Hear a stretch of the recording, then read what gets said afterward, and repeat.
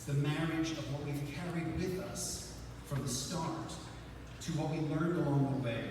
It's the moment that all the magic and the friendship that Harry Potter gained from Hogwarts is coupled with the most powerful magic of all, the love of his parents. Synthesis defeats bad guys. Synthesis heals worlds. And in the case of my public speaking class, when we all finally got together, we had synthesis, and it made a wonderful spring semester. Now, I am speaking to young women and men who've traveled the world, who've spent summers interning in myriad fields, and who, in many instances, already have college credit. You know things. You know how to have fun, for instance.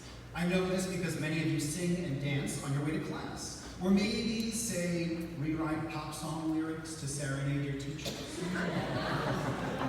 Whoa, whoa, Mr. You're talented. Imagine you were assigned to present a speech for 8 minutes, and you decide to go for 42. It's a good 42, though. You're like Tali Shore, who gets jobs done before most people even know they exist.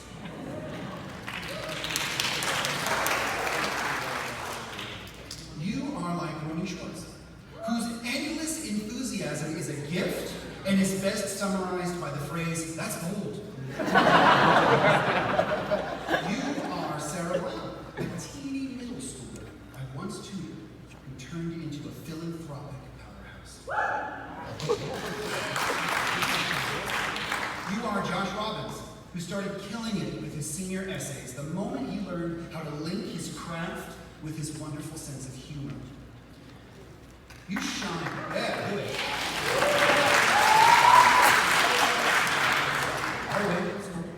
You shine beyond grades and achievements, and your best years are ahead of you.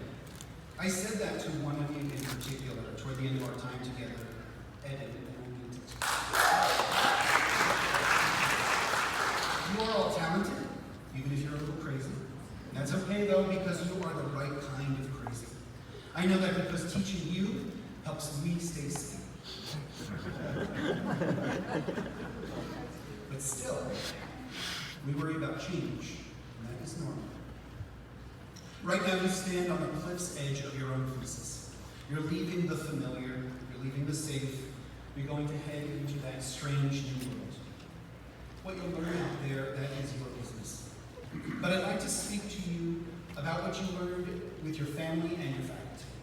I'd like to remind you of your thesis, the qualities you should keep, no matter how old or sophisticated you get. First, remember kindness. I will confess something to you about my teen self that you may or may not believe. First, I had a lot of hair. Second, I was a real troublemaker. I will spare you the stories, except to say that Miss Stanton and Miss Cassell would have had serious words with me had they been my teachers. But you are good people. Your daily acts of simple kindness will never get old, so don't grow out of them. Remember humility.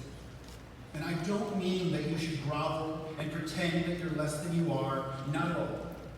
I mean that developing an ego is possibly the single worst thing that you can do if you want to keep growing and improving.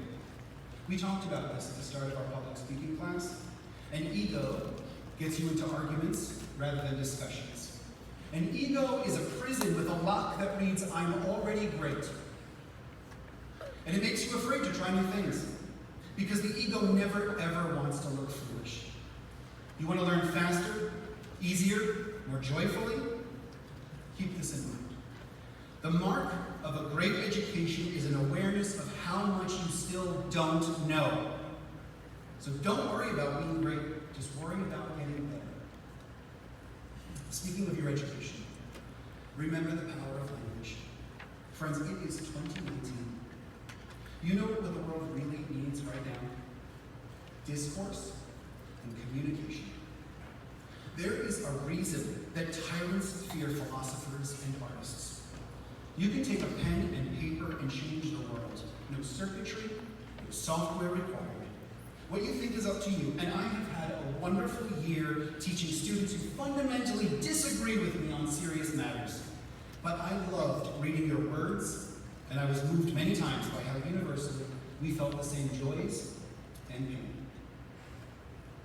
So build your gadget, discover your cures and solutions to the world's great ills, but never ever forget that you've got to connect with people if you want them on board.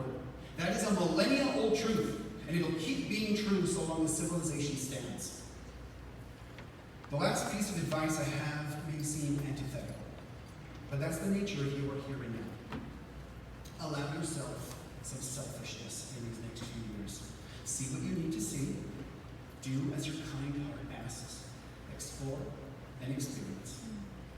There's a generous reason for this. One day, say 8 or 10 years from now, you'll encounter the next antithesis. Adulthood will ask for more, need more of you.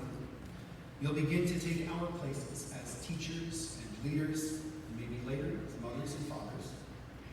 And the next generation will be better off for the experiences and the wisdom you acquire in these next few years.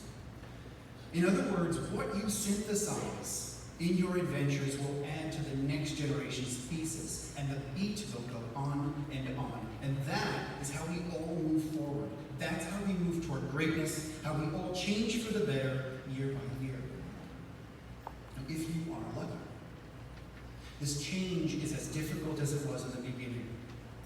How will I ever live with these people gives way to how will I ever live without them.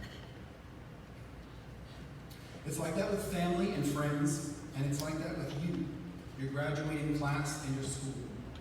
The good news is, we'll be here for you when you need us, and that is something that will never change. Congratulations, class. Good luck on your plans.